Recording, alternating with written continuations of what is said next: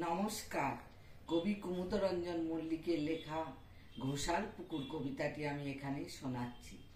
ঢলো ঢলো কালো জলে ভরা সারি সারি তাল গাছ পাড়ে, কেনা চেনে ঘোষাল পুকুর গ্রামে যেতে রাস্তার ধারে। সকালে বিকালে বাঁধা ঘাটে রাখাল বালক করে খেলা, পাকা তাল কুড়োবার লাগি ছেলেরা ঘুরিছে দুই বেলা। একদিন দুটি পাকা তাল শিশু এক কুড়াইয়া পায়, আর শিশু হাত হতে টানি সবলে কাড়িয়া নিতে চায়।